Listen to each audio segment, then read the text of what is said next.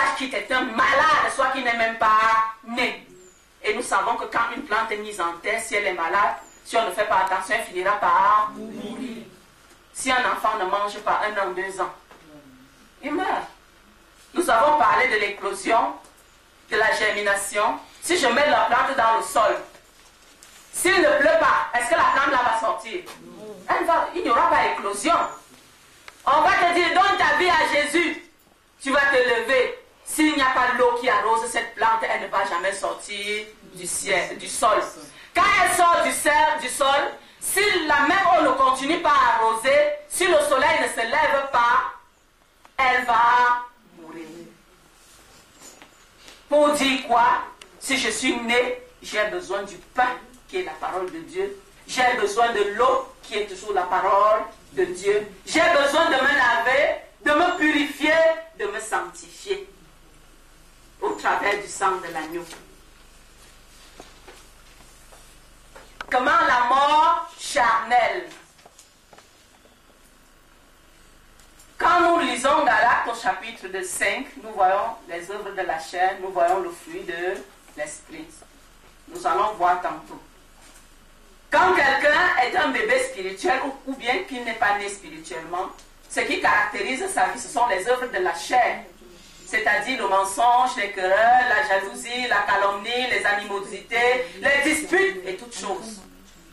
Quand tu es né, même bébé spirituel, parfois certaines choses vont automatiquement. Tu détestes le péché. La différence, c'est que quand tu es réellement né, tu détestes, mais tu trouves en toi une force qui te pousse à commettre même si tu ne veux pas. Comment savoir que je suis né? Je sais que je suis né parce que j'ai reçu la vie de Dieu. Je sais que j'ai reçu la vie de Dieu parce que je déteste le péché. Si quelqu'un dit qu'il est né et qu'il aime encore le péché, il devrait se poser des questions. Croissance spirituelle entraîne automatiquement la mort charnelle. Seigneur donne. Même Seigneur donne, c'est déjà un pas. Mais qu'est-ce que nous demandons à Dieu? Demander, c'est bien. Lui-même a dit demandez et vous aurez. Régulièrement, ce qui bloque même le don, on ne cherche pas à enlever de nos vies. Mais on est là, on demeure dans le péché, on dit donne, donne, donne habit, donne maison. Dieu veut donner. Il te dit, mon enfant, le péché, la jalousie, ce n'est pas bien. Mais tu te plais dedans, tu dis donne, donne, donne. Trésor caché, travailler. Quel est ton programme de travail spirituel? C'est un trésor caché dans un champ. Je suis venu à Jésus. Je suis à la quête d'un trésor. Je dois travailler. Quel est ton plan de travail? Quand on regarde beaucoup de chrétiens, parfois, il y a des gens qui n'ont pas de programme de prière. De programme d'études bibliques, rien. On croise les mains. Si tu croises les mains, tu travailles quand? Tu vas trouver ce trésor-là quand?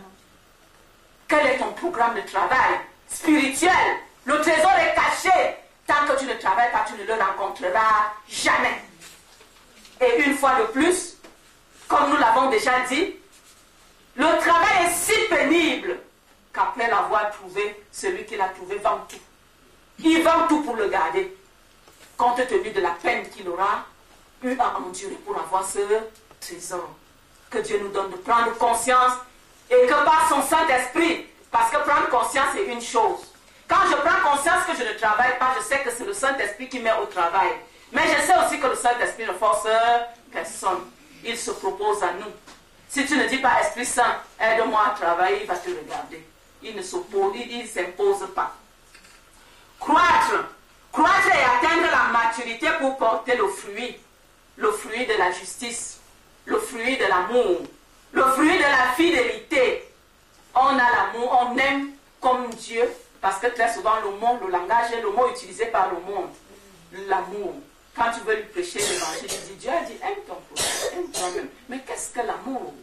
Quand nous allons lire Corinthiens, après les dons, Dieu va dire, quels que soient ces dons, si tu n'as pas la charité, tout cela ne te sert à rien.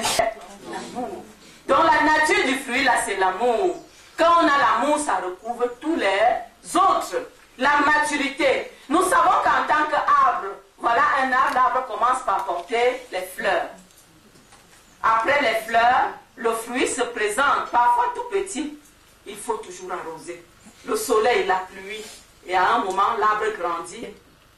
Pour dire que les petits fruits sont là, c'est l'Esprit Saint qui peut permettre que l'arbre produise, que ce soit 100, que ce soit 60, que ce soit 30. Mais il faut travailler. Quel est ton programme de travail?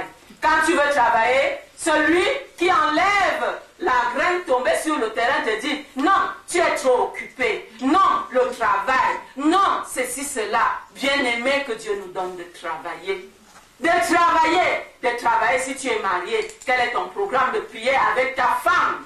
Quel est ton programme de prière si vous êtes des chrétiens à la maison? Quel est ton programme de prière avec ta soeur ou ta famille? Quel est votre programme de prière? La parole de Dieu dit, si deux s'accordent pour me demander quelque chose, je vais leur donner. Mais nous voyons des couples de deux personnes qui ne parviennent pas à prier ensemble. Moi, je ne connais pas, je ne sais pas quelle est la raison qui puisse pousser deux chrétiens à pouvoir se coucher sur un lit sans pouvoir prier. Même si on t'a fait n'importe quoi, la parole de Dieu dit que le soleil ne se couche pas sur ta colère. Quand tu n'auras pas pardonné à l'autre, tu pries seul, tu crois que Dieu va écouter ta prière? Il ne peut pas. La Bible dit non. Il dit pardonne afin que tu sois pardonné. Mais nous allons voir les gens repliés sur leur coin, qui ne parlent pas à leur partenaire, mais qui se mettent à prier Dieu. Quel Dieu?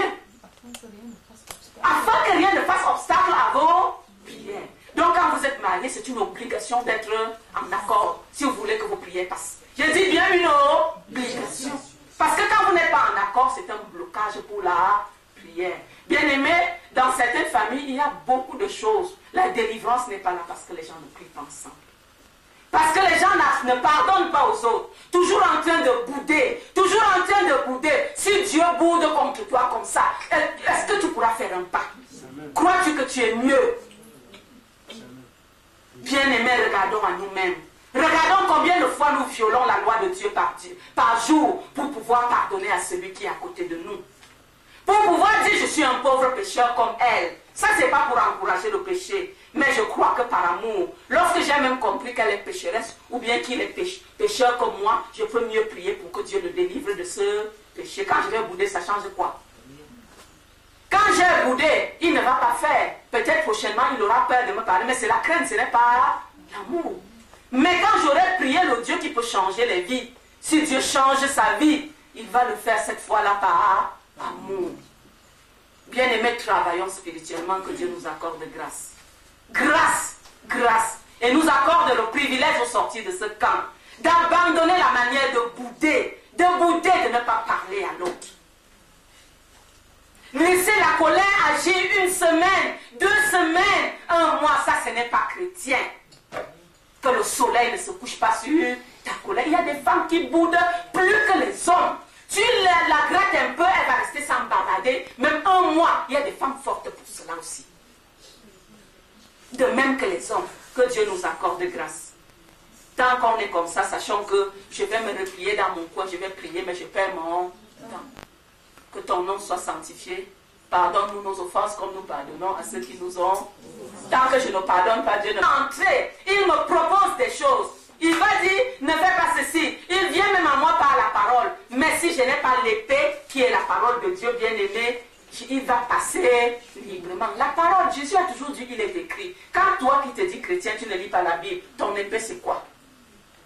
Tu vas répondre par, je pense que, je crois que, le prophète a dit que, l'homme de Dieu a dit que, mais Jésus dit, il est écrit.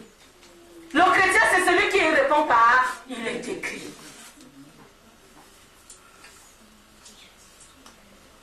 Bébé spirituel, nous avons tout, mais nous sommes inaptes à tout. Nous regardons un bébé, le bébé a les mains, mais est-ce qu'il utilise les mains? Il peut porter quoi? Il a les yeux, il a les pieds, est-ce qu'il peut marcher? Il a la bouche, est-ce qu'il peut manger de lui-même? Bien-aimés, tant que nous demeurons spirituels, nous avons tout à notre portée, mais nous sommes inaptes pour tout. L'ennemi fait ce qu'il veut autour de nous, dans nos vies comme il veut, parce que nous sommes inaptes. Donc croître spirituellement, c'est pour notre propre intérêt. La parole de Dieu dit, quand on est bébé, on a des tuteurs. Ce sont les autres qui gèrent nos biens, parce qu'on est des... Quand un grand homme meurt, s'il met l'héritier, un enfant de 5 ans, il va répondre le titre, il va prendre le titre d'héritier, mais est-ce qu'il va connaître le montant qui est en compte? Est-ce qu'il pourra gérer? C'est comme cela. Quand nous demeurons des bébés spirituels, nous ne gérons rien. Spirituellement, les autres nous gèrent. Nécessité de la croissance spirituelle. Dieu nous donne tout au travers de la croix de Jésus. Mais tant que tu ne grandis pas, tu ne sais même pas que c'est là. Tu ne peux pas utiliser